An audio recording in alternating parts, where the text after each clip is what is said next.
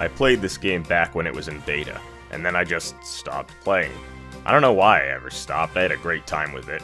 Years later, I remembered playing this really cool space shooter game, but I couldn't remember the name of it. Once I did, though, I was happy to see the game was still around. Star Conflict. This game kicks all kinds of ass, and I'm here to give you some tips for getting into it, because frankly, it's a bit confusing to start out. In true MMO fashion, you start the game and then go, okay, so what the fuck do I do now? Well, I'm gonna tell you what you do now. When you select Battle at the top of the screen, you'll be shown this menu with various game modes. Most of these modes will not be available until you level up, but for now we're just going to be talking about the main three modes. In Skirmish mode, you fight AI ships, alongside a team of other players.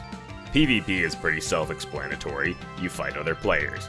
And in Random Mission mode, you will be dropped into a level which can contain various objectives such as capture these points, destroy these enemies, and defend this transport ship.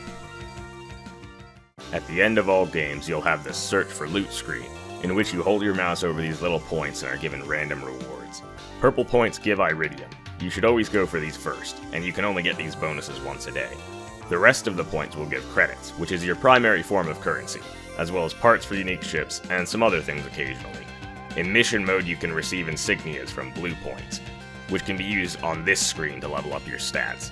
These upgrades only apply to missions, however. You can also sell insignias for a pretty decent amount on the player market, but we'll get to that later. You can spend credits to level up your ship's modules, and you should. Most of the time these upgrades are not incredibly significant on their own, but they add up. Moreover, this is how you raise your clearance level. Well, one of two primary ways.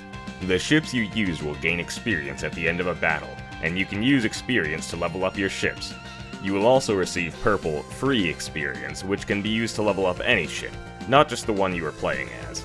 Both leveling up your ship and modules will give you clearance points to bring up your clearance level, unlocking new game modes, contracts, and other features.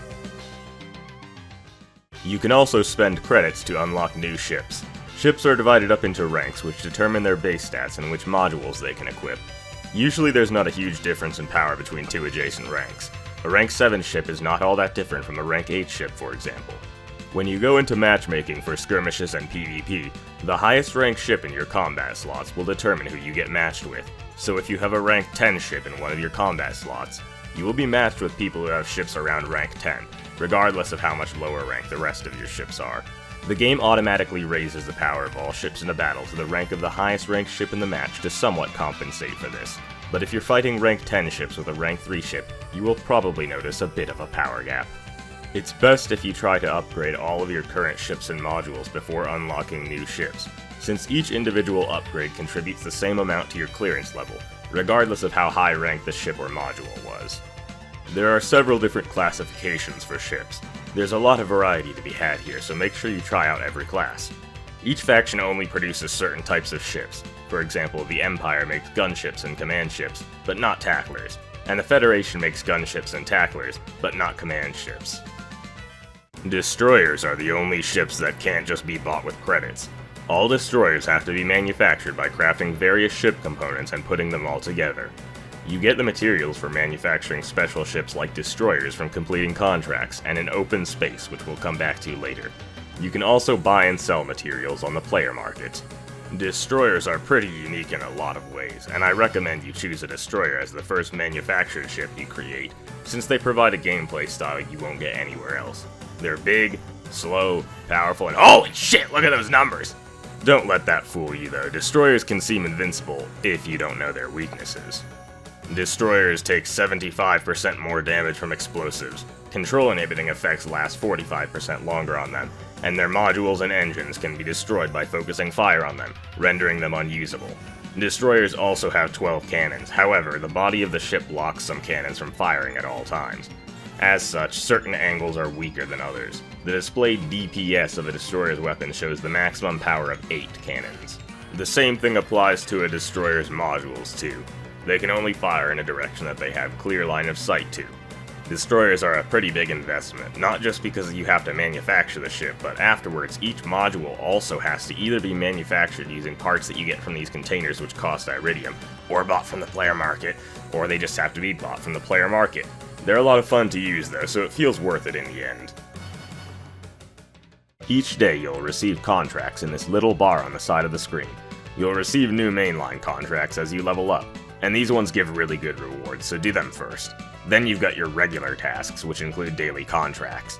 The most important of these is win 3 times in team skirmishes, with a choice between Xenocrystals or Enriched Moncrystals as a reward. Xenocrystals are used mainly for unlocking and upgrading alien ships, while Enriched Moncrystals are used mainly for manufacturing ship components. You can get these resources from other methods occasionally, but this will be your main source of Enriched Moncrystals, because you should always choose Enriched Moncrystals. You see, in the player market you can buy and sell resources for Galactic Standards, which are this game's cash currency. As you can see, Enriched Moncrystals are worth a lot more than Xenocrystals.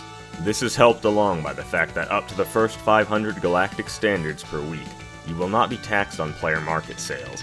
So if you want Xenocrystals, you choose Moncrystals, complete the task, sell them on the player market, and then buy Xenocrystals.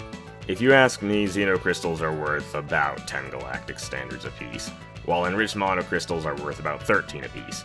So if you're looking to get Xenocrystals and they're currently selling for more than 10 Galactic Standards, just check the market in between matches until you get a good price.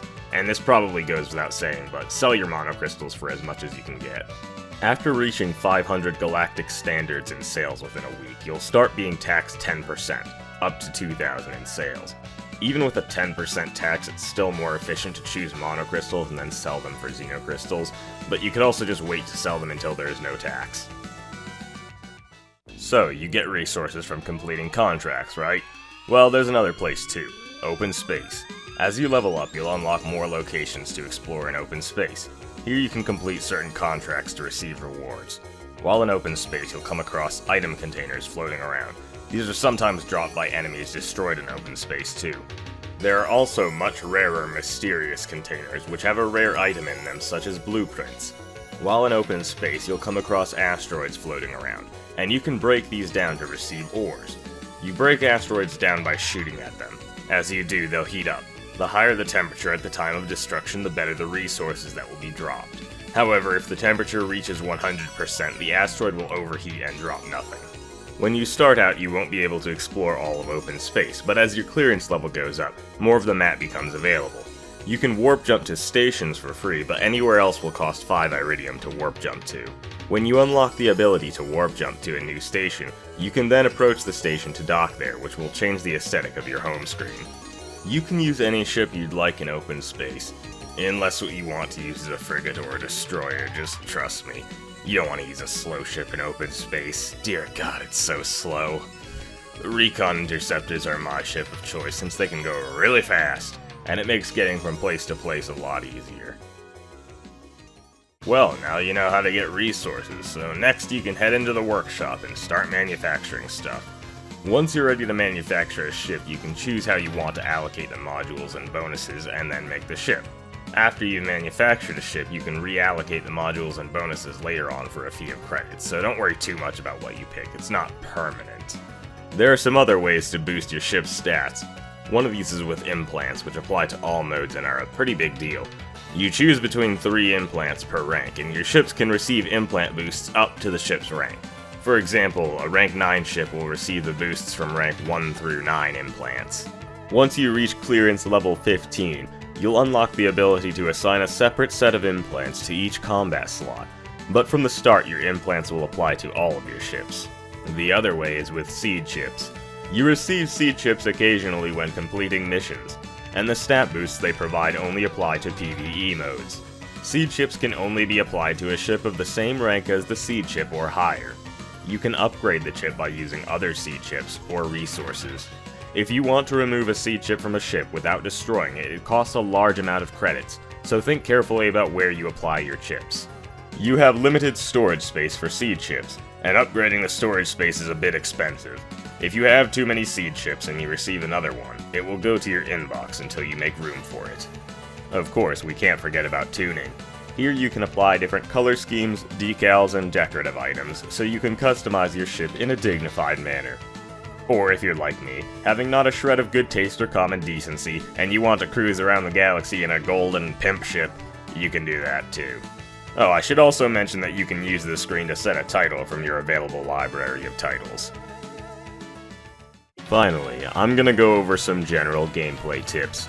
First and foremost, always stick by your teammates. This makes a huge difference, especially when you have classes such as engineering frigates and command fighters on your team. Interceptors excel in one-on-one combat, but even then it's good to keep your team close by. Follow your teammates around, because God knows they're not gonna follow you. And make sure you're always prioritizing the objective. It's good to check what your all eyes on target button is set to, and use that in games to call attention to the objective or to a threat. You can use the survivability number to determine which defensive upgrades will be more beneficial to your ship. Combining resistance with hull or shield strength will be more effective than stacking up on either one alone. Alongside with other options, you can customize your HUD. It's worth looking through this after you become familiar with the game. If you really like this game and you decide to spend money on it, always wait for a DLC sale. The usual pricing is a bit ridiculous, but they go on sale for half price frequently, and man, that's a lot more reasonable. This game has a lot to see, but I'll let you experience it for yourself. I didn't even talk about corporations, for example. In conclusion, I made this video because I really like the soundtrack to Gradius III, and I wanted an excuse to make people listen to it.